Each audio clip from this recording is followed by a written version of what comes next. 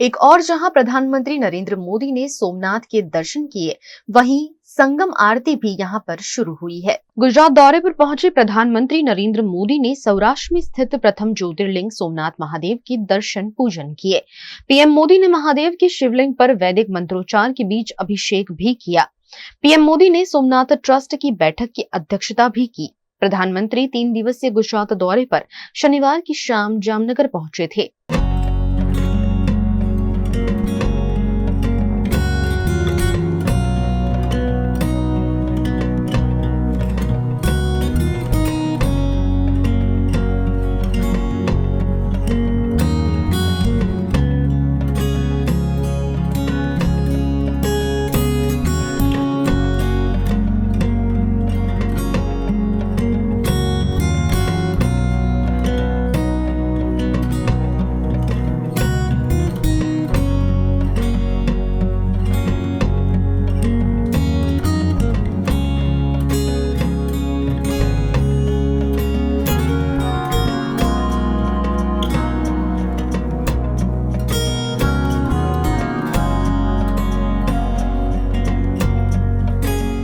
वहीं सोमनाथ प्रभास पाटन में स्थित त्रिवेणी घाट पर संगम आरती शुरू की गई है।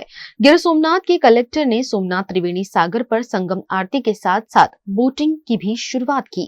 बनारस में जैसे बोट में बैठकर श्रद्धालु गंगा आरती करते हैं, ऐसी ही व्यवस्था यहाँ की गई है, जिसका शुभारंभ कलेक्टर दिग्विजय सिंह जाडेजा के हाथों किया गया। आज रोज त्रिवेणी खाते बोटिंग की सुविधाનો આપણે પ્રારંભ કરાવ્યો છે। સંપૂર્ણ સેફટી સાથે આજ રોજ આપણે આ ચાલુ કરેલ છે। આમાં જે આપણો ભાવ એવો છે કે જે ત્રિવેણીની આરતી થાય ત્યારે બોટમાં શ્રદ્ધાળુઓ જે બનારસમાં સામે બોટમાં બેસીને આરતીના દર્શન કરે છે એવો લાભ અહીં પણ મેળવી શકે। गुजरात के अमरेली के एक गांव में एक कंपनी के खिलाफ किसानों ने विरोध प्रदर्शन किया। अमरेली के लाठी तालुका के जरखिया गांव में किसानों ने भूमि प्राइवेट लिमिटेड कंपनी के खिलाफ विरोध दर्ज कराया है। किसानों का आरोप है कि कंपनी का 11 महीने का करार पूरा हो चुका है, फिर भी उनके वाहनों की आवाजाही जारी है। किसानों ने इसको लेकर प्रशासन से न्याय की मांग की है। जरखिया गांव के 14 किसानों ने सोलर कंपनी के खिलाफ प्रदर्शन किया। किसानों का कहना है कि कंपनी ने 11 महीने का करार उनकी सहमति ली थी, लेकिन अब समय सीमा समाप्त होने के बावजूद कंपनी के वाहन यहां से गुजर रहे हैं, जिससे वे नाराज हैं। कंपनी द्वारा अपनी सुविधा के लिए मिट्टी डालकर एक कच्चा रास्ता बनाया गया था। जब किसानों ने रास्ता बंद कर दिया तो कंपनी ने रातों रात उसे फिर से खोल दिया, जिससे किसानों में आक्रोश फैल गया। અને આ જે સોલર કંપનીએ જે સોલર ફિટ કરેલું છે એ હડતાલની તમામ જમીન છે અને આ જમીન જે અત્યારે અમારી પાસે બળજબરીથી જે આ રસ્તો કરવા માંગે છે એ જમીન બધી જરીખ્યાની છે અને વારંવાર વારા ઘડી આવે છે કે ભાઈ અમે રસ્તો બંધ કરવી, છતાં એ લોકો બળજબરીથી પોલીસની ધાક ધમકી આપે, મામલતદારમાં કેસ કબાડા કરી અને અમને ખોટી રીતે હેરાન કરવા માંગે છે। અમે આ રસ્તો બંધ કરવી એટલે પોલીસવાળાની ગાડીઓ આવે અને અમને ધાક ધમકી આપે છે કે ભાઈ આ તમે રસ્તો ખુલ્લો કરાવી દો, નકર તમને અમે બધા પકડી જાવ। એવી રીતે અમને ખોટી રીતે ધાક ધમકી આપે છે અને સોલારવાળા પણ વારા ઘડીએ એવું કરે છે। આ અમારી જમીન છે, એમાં અહીંથી ગેરકાયદેસર આ લોકોએ માર્ગ બનાવ્યો છે સોલાર પેનલવાળાએ અને અમારી જમીનમાં કોઈ જાતનો માર્ગ છે નહીં, રેકર્ડમાં પણ નથી અને અવારનવાર એ લોકો અમારી ઉપર કેસ કરે છે અને અમને ધાક ધમકીથી આ જબરદસ્તી માર્ગ લીધેલો છે અને અમે આ સર્વે નંબર મપાવ્યો છે અને અહીંયા કોઈ જાતનો માર્ગ છે નહીં અને અમે સાંસદને પણ રજૂઆત કરેલી છે અને ધારાસભ્યને પણ રજૂઆત करेली છે, પણ અત્યાર સુધીમાં કોઈ આપણો સાંભળ્યું નથી। यूपी के बिजनौर में बेल्जियम की एगिस्ट्रो मासा कंपनी की दूसरी यूनिट का भूमि पूजन हुआ। इस कार्यक्रम में मुख्य अतिथि के तौर पर बेल्जियम की राजकुमारी एस्ट्रीड ने शिरकत की। बेल्जियम की राजकुमारी एस्ट्रीड बिजनौर पहुंची, जहां उन्होंने एगिस्ट्रो मासा कंपनी की नई यूनिट का भूमि पूजन किया। इस मौके पर उत्तर प्रदेश सरकार के मंत्री सुरेश खन्ना ने राजकुमारी का स्वागत किया। एगिस्ट्रो मासा कंपनी बिजनौर में 750 करोड़ रुपए का निवेश कर रही है। इस निवेश से फैक्ट्री की उत्पादन क्षमता 7,500 मीट्रिक टन से बढ़कर 75,000 मीट्रिक टन हो जाएगी, जिससे करीब 2,500 किसानों की आय में वृद्धि होगी। आज जो एक्सपेंशन है वो है आलू के जो फिंगर चिप्स जो हम घर पे बनाते हैं काट के आलू, उसके फ्रोजन वाले बनाने के, जो निवेश 700 करोड़ का होगा और लगभग 80,000 टन प्रति ईयर बनेगा। इसमें 20,000 एकड़ के करीब एरिया यूज होगा किसानों के साथ और 2500 किसान। इसमें जो फायदा इंडस्ट्री का होगा सो होगा, लेकिन किसानों का मेन फायदा हुआ कि क्रॉप डाइवर्सिफिकेशन, उनका लिंकेज जो आज तक भारत सरकार में एक प्लान में है कि इंटरनेशनल मार्केट से लिंकेज बढ़े, और किसानों को रोज का जो डर है कि मेरा बिकेगा नहीं टाइम से या क्या होगा, रेट तो नहीं कम हो जाएगा, उससे सारा टेंशन बाहर निकल जाता है। सारे किसानों को जो फाइनेंस किया जाता है उसकी इंटरेस्ट का सारा कॉस्ट कंपनी बेयर करती है। लेकिन आज हमारा सारा विजन यही है कि इस एरिया में जो हमें केन एरिया है वो लगभग 1 लाख हेक्टेयर 2.5 लाख एकड़ हुआ। गुजरात के दाहोद में केंद्रीय रेल मंत्री अश्विनी वैष्णव ने विजिट किया। केंद्रीय रेल मंत्री अश्विनी कुमार वैष्णव ने दाहोद में रेलवे इलेक्ट्रॉनिक लोकोमोटिव प्रोजेक्ट का निरीक्षण किया। इस दौरान उन्होंने परियोजना की प्रगति की समीक्षा की और अधिकारियों को आवश्यक दिशा निर्देश दिए। दाहोद में रेलवे परियोजना के तहत चल रहे कार्यों का जायजा लेने के लिए केंद्रीय रेल मंत्री अश्विनी वैष्णव पहुंचे। उनके साथ गुजरात सरकार के पंचायत और कृषि मंत्री बच्चू खाबड़, दाहोद सांसद जसवंत सिंह भाभोर और अन्य वरिष्ठ अधिकारी भी मौजूद थे। मंत्री ने सीमेंस इंडिया कंपनी द्वारा पीपीपी मॉडल के तहत शुरू किए गए इलेक्ट्रिक लोकोमोटिव इंजन कारखाने का निरीक्षण किया। इस दौरान उन्होंने उत्पादन इकाई का भी दौरा किया और प्रोजेक्ट की मौजूदा स्थिति की जानकारी ली। निरीक्षण के दौरान रेल मंत्री ने कर्मचारियों की सुरक्षा से जुड़े उपायों पर भी चर्चा की। रेलवे अधिकारियों ने उन्हें सेफ्टी शूज, बेल्ट, हेलमेट जैसी सुरक्षा गाइडलाइनों की जानकारी दी। मंत्री ने सुरक्षा मानकों का पालन सुनिश्चित करने के निर्देश दिए। प्रधानमंत्री जी को निवेदन करूंगा कि दाहोद की इस फैक्ट्री को सबके लिए समर्पित करें। ये ऐसा अभी मन में भावना है। दाहोद में और क्या किया जा सकता है इसके बारे में भी चर्चा की है। मुझे जानकारी मिली है कि करीब 85% जो एम्प्लॉयज़ यहाँ पे काम कर रहे हैं वो सब लोकल हैं। बहुत खुशी की बात है ये, और इसको और ताकत देनी है हमें। Studying abroad is no more a dream, just a decision with Kanan International. Let's grow globally. Study in Canada. Choose from more than 95 colleges and universities. Study in USA. Choose from more than 250 universities. We provide expert coaching in IELTS and special batches for spoken English. Want to prepare IELTS or practice online? Visit www.kananprep.com. One-stop solution under one roof for studying abroad. Coaching, admission, visa and resettlement. Kanan International at Trident Complex, Racecourse Circle. Branch offices at VIP Road and Manjalpur. Call toll-free number 1800-233-6699.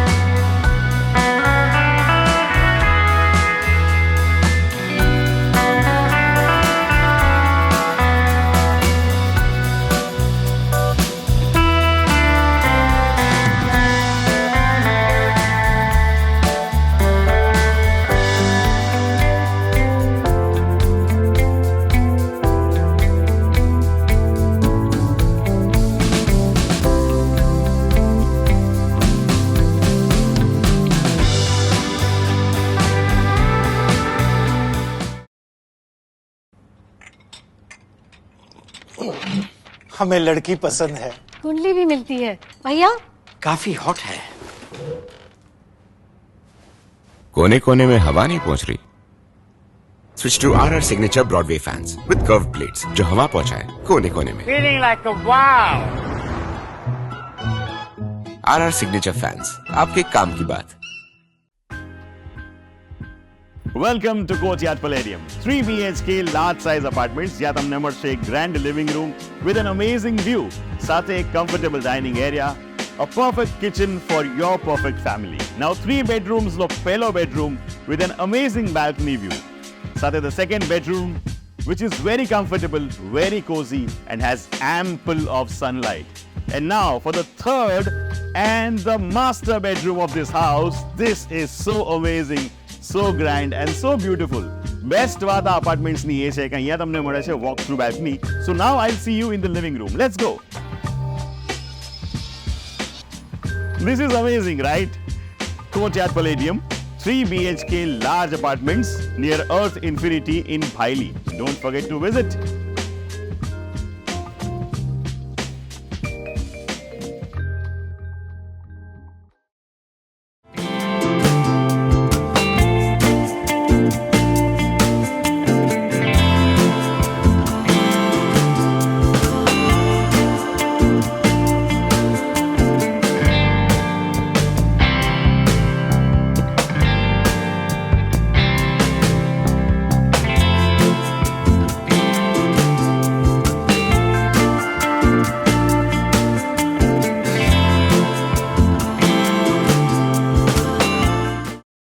Gujarat के कच्छ के अंजार में एक दिल दहला देने वाली घटना सामने आई है। कच्छ से एक दिल दहला देने वाली घटना सामने आई है, जहां बेटे ने अपनी 80 वर्षीय असहाय मां के साथ दरिंदगी की सारी हदें पार कर दी। मां बेटे के पवित्र रिश्ते को कलंकित करते हुए 50 वर्षीय दरिंदे ने अपने बुजुर्ग मां के साथ क्रूरता से बलात्कार किया। इस जघन्य अपराध के दौरान पीड़िता को सर और निजी अंगों पर गंभीर चोटें आई हैं। તાજેતરમાં જ અંજાર નજીકના એક ગામમાં આરોપી દ્વારા પોતાની સગી મા સાથે જ તેની એકલતાનો લાભ લઈને તેની સાથે શારીરિક સંબંધ બાંધવામાં આવે તેમજ પોતાની સગી માને માથામાં ગંભીર પ્રકારની ઈજાઓ પણ પહોંચાડવામાં આવે। જે બનાવની ભોગ બનનારના પરિવાર દ્વારા પોલીસને જાણ થતાં તાત્કાલિક પોલીસ ઘટનાસ્થળે પહોંચી હતી અને આરોપી પોતે નશાની હાલતમાં હોય તેની વિરુદ્ધમાં તેને પકડીને તેની વિરુદ્ધમાં પ્રોહિબિશનનો કેસ કરવામાં આવે છે। તેમજ ભોગ બનનારના પરિવાર દ્વારા પોલીસ સ્ટેશન ખાતે આ બનાવની ફરિયાદ આપવામાં આવતા પોલીસ દ્વારા કાયદેસરની ફરિયાદ લઈને અને તેની તપાસ હાલ ચાલુમાં છે। गुजरात के भरूच के एक गांव में चर्म रोग को दूर करने के लिए दूर दूर से लोग यहां स्नान करने पहुंचते हैं। गुजरात के भरूच जिले के झगड़िया तालुका स्थित सरसाड़ गांव में एक अनोखी मान्यता प्रचलित है। यहाँ बहने वाले जल प्रवाह को गुप्त गंगा यानी गुप्त गोदावरी माना जाता है। श्रद्धालुओं का मानना है कि इस जल में चर्म रोग को दूर करने की शक्ति है। यही कारण है कि दूर दूर से लोग यहाँ स्नान करने पहुंचते हैं। आस्था के अनुसार इस जलधारा का स्रोत कहाँ है, ये आज भी रहस्य बना हुआ है। किंवदंती है कि पाटन के राजा सिद्धराज जय सिंह को चर्म रोग हो गया था और उनके राजवैघ ने नासिक में बहने वाली गोदावरी में स्नान करने की सलाह दी थी। जब राजा अपने काफिले के साथ नासिक की यात्रा पर निकले तो झगड़िया के सरसाड़ गांव में उनकी तबीयत बिगड़ गई। उन्होंने गोदावरी का स्मरण किया और तभी यहाँ एक जलधारा प्रकट हुई, जिसमें स्नान करने से उनका रोग समाप्त हो गया। कहते हैं उसी समय नासिक की गोदावरी में स्नान कर रही उनकी रानी के कुंडल इस जलधारा में प्रकट हुए, जिससे लोगों की आस्था और गहरी हो गई। इसके बाद राजा ने यहाँ सिद्धेश्वर महादेव मंदिर का निर्माण कराया। आज भी हजारों श्रद्धालु इस जलधारा में स्नान कर चर्मरोग से मुक्ति पाने की उम्मीद लेकर आते हैं। स्थानीय लोग इसे नर्मदा के दर्शन के साथ गोदावरी में स्नान करने का सौभाग्य मानते हैं। श्री सरसाड़ गामना અહીં ગુપ્ત ગોદાવરી ધામ પર આપણે આવેલા છે। અહીં માતાજીની કૃપાથી જે કોઈ ભાવિ ભક્તો અહીં સ્નાન કરે છે, આસ્થા રાખી અને સામે સિદ્ધેશ્વર મહાદેવના દર્શન કરે છે, તેમના શારીરિક કોઈ પણ જાતની સમસ્યા હોય તે દૂર થાય છે। આ પાણી નાસિક ત્રંબકથી આવેલ છે અને અહીં આગળનો રસ્તો કોઈ છે નહીં, એટલા માટે એનું ગુપ્ત ગોદાવરી નામ આપેલું છે। અને અહીંયા કેટલા વર્ષોથી 24 કલાક અખંડ પાણી ચાલુ રહે છે। જે રીતના આપણે જોઈએ છે એ જ રીતના પાણી પડ્યા જ કરે છે। અને અહીંયા આગળ જે આજુબાજુના ગામના અને દૂર દૂરના લોકો પણ અહીં સ્નાન કરવા આવે છે। શ્રાવણ મહિનાનો વધારે પડતો મહિમા છે અહીં આગળ આવવામાં અને દરરોજ જ લોકો પબ્લિક અવરનવર આવ્યા જ કરે છે અને કેટલા ભાઈ ભક્તોનું काम संपूर्ण रीतना થઈ જાય છે અને શારીરિક भी समस्याओं बड़ी दूर થાય છે। अयोध्या में साध्वी ततम्भरा ने सनातन बोर्ड के गठन की वकालत की और वक्फ बोर्ड पर जमीन हड़पने की साजिश का आरोप लगाया। आज के इस पूर्ण कुंभ ने हमें तन्मय किया धर्म में। हम धर्ममय होए, राममय हो गए, कृष्णमय हो गए, धर्ममय हो गए, अपनी जड़ों से जुड़ गए और भारत का युवा करोड़ों की संख्या में प्रयागराज पहुंचा। हमें तो ये बहुत सुखद अनुभव हो रहा है, दिखाई दे रहा है कि पूरा भारत एकजुट अगर होता है तो वो धर्म की शरण में आके ही होगा। सरकार से बात हुई? देखिए, अभी हमारी तो ऐसी कोई बात नहीं हुई, पर संतों के संकल्प तो सिद्ध होते हैं। विषय सनातन बोर्ड का भी है, लेकिन वक्फ बोर्ड ने जिस तरह भूमियों को हथियाने के षड्यंत्र रचे हैं, हर जगह वो दावा करते हैं। हमने वृंदावन में वात्सल्य ग्राम बनाया, वहां भी वक्फ बोर्ड ने दावा कर दिया कि ये जमीन भी वक्फ बोर्ड की है। तो ये जो षड्यंत्र है ना, ये विफल होना चाहिए। और मैं एक बात आपसे और कहना चाहती हूँ कि भारत पे लोगों ने बड़े षड्यंत्र रचे, पर अभिमंत्रित मंत्रों के सामने षड्यंत्र नष्ट हो जाते हैं। तुम रचो षड्यंत्र, हम रचते हैं मंत्र, बात उन्हीं की बनेगी जो मनसा वाचा कर्मना एक होते हैं। गुजरात के वडोदरा में रमजान के दौरान स्कूल के समय में बदलाव किए जाने पर विवाद खड़ा हो गया है। वडोदरा नगर प्राथमिक शिक्षा समिति द्वारा रमजान के मद्देनजर कुछ स्कूलों के समय में बदलाव का परिपत्र जारी किया गया है। इस फैसले को लेकर विवाद गहराता जा रहा है। विश्व हिंदू परिषद ने इस पर कड़ा विरोध जताते हुए इसे तुष्टीकरण की नीति करार दिया है और परिपत्र को रद्द करने की मांग की है। नगर प्राथमिक शिक्षा समिति के शासन अधिकारी ने रमजान के दौरान कुछ स्कूलों के समय में बदलाव का परिपत्र जारी किया। ये परिपत्र उन स्कूलों के लिए लागू किया गया है जहां 80% या उससे अधिक मुस्लिम छात्र पढ़ते हैं। परिपत्र के अनुसार स्कूल का समय इस्लामिक उपवास को ध्यान में रखते हुए बदला गया है, लेकिन इस फैसले पर अब सवाल उठ रहे हैं। વડોદરા નગર પ્રાથમિક ಶಿಕ್ಷણ સમિતિ દ્વારા 27/2 જે સ્પેશિયલ એક ચોક્કસ વર્ગના ધાર્મિક લોકોને તુષ્ટિકરણ થાય એના માટેનો જે પરિપત્ર બહાર પાડવામાં આવ્યો, એના વિરોધમાં અત્યારે વિશ્વ હિન્દુ પરિષદ બજરંગ દળ અત્યારે આવ્યું છે અને એના વિરોધમાં અધ્યક્ષશ્રીને આવા સમયમાં આવા ટાઈપના પરિપત્રો બહાર ના પડે, જેથી કરીને શાંતિ સચવાઈ રહે. પરિપત્રમાં જે શાળાઓમાં 80% વધારે મુસ્લિમ બાળકો હોય એ લોકોને આ રમજાન માસ દરમિયાન થોડી સમય બાબતે છૂટછાટ આપવામાં આવેલ છે અને જે વર્ષોથી આ પ્રણાલી છે ચાલી આવે છે. મૂળ સમય અમારો 7 થી 12:20 સુધીનો છે અને રમજાન માટે 8 વાગ્યાનો સમય રાખ્યો છે, 1 કલાક મોડું. અમારા માનનીય ચેરમેન સાહેબ અને શિક્ષણ સમિતિ સમક્ષ આ બાબતની અમે લોકો રજૂઆત મૂકીશું और समिति जो निर्णय ले પછી જોઈશું। गुजरात के वडोदरा में विद्युत सहायक भर्ती को लेकर कर्मचारियों ने विरोध प्रदर्शन किया। वडोदरा के रेस कोर्स सर्कल स्थित विद्युत भवन के बाहर Gujarat state electricity corporation limited के अप्रेंटिस कर्मचारियों ने भर्ती प्रक्रिया को लेकर विरोध प्रदर्शन किया। उनका आरोप है कि अप्रेंटिसशिप पूरी करने के बावजूद उन्हें स्थायी नौकरी नहीं दी जा रही है। Gujarat state electricity corporation limited राज्य में बिजली उत्पादन करने वाली प्रमुख संस्था है। इसके विभिन्न पावर स्टेशनों में काम की जरूरत और सेवानिवृत्ति से खाली होने वाले पदों को देखते हुए 2022-23 में विद्युत सहायक वर्ग 4 के 800 पदों पर भर्ती की योजना बनाई गई थी, लेकिन अप्रेंटिस कर्मचारियों का कहना है कि उन्हें अब तक नियुक्ति नहीं मिली है, जिससे उनका भविष्य अंधकार में है। प्रदर्शनकारी कर्मचारियों ने जल्द से जल्द भर्ती शुरू करने की मांग की है। वहीं प्रशासन का कहना है कि प्रक्रिया नियमों के अनुसार होगी। हम लोग अभी मैं दुआन से हूँ, मेरा नाम है आशा भाई चंदू खालवा। तो हम लोग जो 3 साल पहले यहाँ पे भर्ती नहीं हुई थी, तो अभी वो भर्ती के लिए हम लोग धरना प्रदर्शन किया है।